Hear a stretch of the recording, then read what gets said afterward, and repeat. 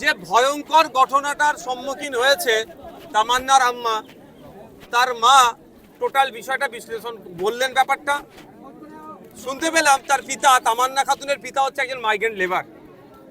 দুর্ভাগ্য আমাদের, ভোট আসলেই পশ্চিমবাংলায় খুনোখুনি মারামারি, আর ভোট আসলে মুসলিমরা না খুন হলে রাজ্যের যে শাসক দলের সরকার আছে তারা ঠিক শান্তি পায় না। মুসলিমদেরকে খুন হতেই হবে, পিছড়ে বর্গের মানুষকে খুন হতেই হবে, না হলে ভোটটা তাদের কাছে অসম্পূর্ণ। দেখুন না, যেখানে গণনা হচ্ছে, গণনা কেন্দ্রের অনেক দূরে, আর যেখানে এসে মেয়েটিকে খুন করলো বোমা ছুড়ে অনেকটাই ভিতরে। প্রশাসন সকাল থেকে সবটাই জানে যে এখানে একটা অস্থিরতার পরিবেশ তৈরি হতে পারে, হচ্ছে। ইতিপূর্বে এই গ্রামে এই ধরনের রাজনৈতিক হিংসা হয়েছে, অনেক ক্ষতিগ্রস্ত হয়েছে। সুতরাং এখানে পর্যাপ্ত পরিমাণে ফোর্স দেওয়া দরকার ছিল, কিন্তু তা করেনি। ফলে একটা ফুটফুটে মেয়ের জীবনহানি হলো।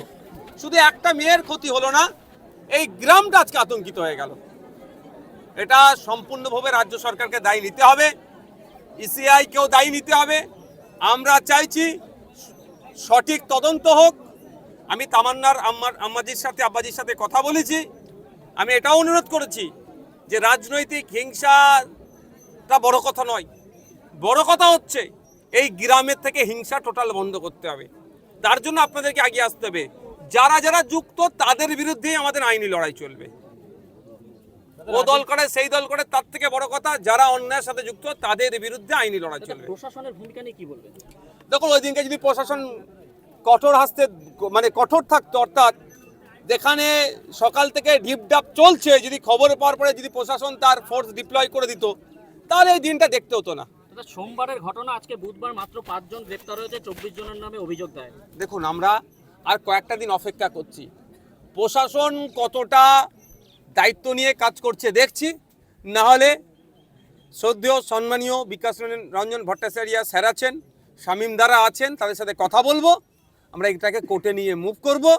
পরিবারের কথা যে বিচার চাই, সিবিআই চাই, আমরা তাকে আজকে কথা বলেছি যে আমরা চাইব কোনো জজের নেতৃত্বে টিম গঠন করে এটা তদন্ত, অর্থাৎ আমরা এটা আপকামিং যে প্রোগ্রেস হবে সেটা আমরা করব। শুধু আমরা আর কটা দিন অপেক্ষা করছি, পুলিশ আর কজনকে গ্রেফতার করে সেটা দেখছি।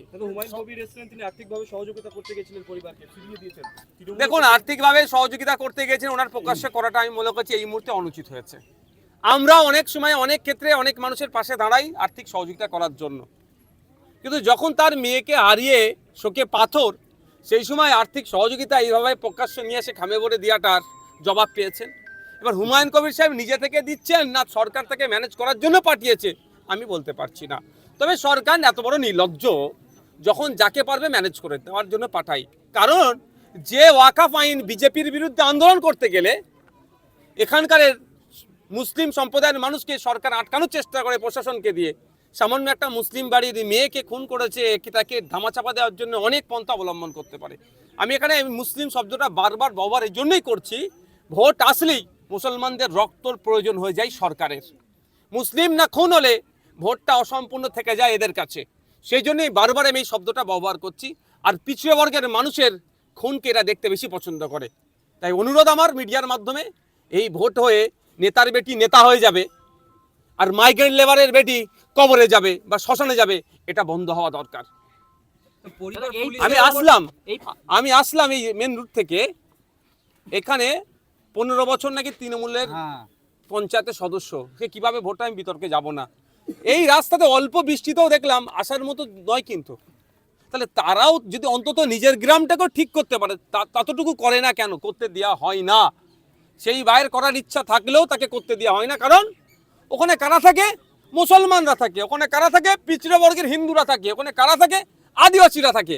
ওদের এলাকায় উন্নয়ন করার দরকার নেই, এমনি ওদের ভোটটা আগের দিন রাত্রে 500 টাকা বিরিয়ানির প্যাকেট দেবো, পেয়ে যাব, এই মানসিকতাই চলছে। তো আর এই গ্রামের মানুষ বুঝবে কবে? ভক্তুই থেকে বারাসাত, মুর্শিদাবাদ, ভাঙড় এবং নদিয়ার বিভিন্ন জায়গায় শুধুমাত্র সংখ্যালঘুরা খুন হচ্ছেন, যেখানে বারবার বলা হচ্ছে এই তৃণমূলের পক্ষ থেকে প্রচার দেওয়া হয় সংখ্যালঘুদের জন্য, বিজেপিকে আটকানোর জন্য তৃণমূল দল, সংখ্যালঘুদের জন্য এই দল, কিন্তু বারবার সংখ্যালঘুরা কেন? উত্তরপ্রদেশে মুসলমানদেরকে মারছে বিজেপি, আর পশ্চিম বাংলাতে মুসলমানদের মারছে তৃণমূল। মমতা ব্যানার্জি আমার। বুঝতে পারছেন তো? এর বাইরে আর কিছু নয়। এখানে সংখ্যালঘু তোষণের নামে সংখ্যালঘুদেরকে শোষণ করা হচ্ছে। এই এখানে গ্রামের মানুষ আছে, জিজ্ঞাসা করবেন অন টু অন করে, এত বড় গ্রাম, এখানে স্কুলের খোঁজ নিয়ে দেখুন স্কুলটা কত দূরে আছে। স্কুল থাকলেও টিচার নাই কেন? টিচার নাই কেন? টিচার নাই কেন? এখানে ছেলে মেয়েরা সে তৃণমূল করুক, আইএসএফ করুক, বিজেপি করুক, কংগ্রেস করুক, বাচ্চারা স্কুলে গিয়ে টিচার থাকলে পড়াশোনা করবে, তাহলে মারামারি বন্ধ হবে। তাহলে এরা যাতে আগামী দিনে লাঠিয়াল বাহিনী হতে পারে, এখন থেকে স্কুলে শিক্ষক না দিয়ে এদেরকে ধ্বংস করছে।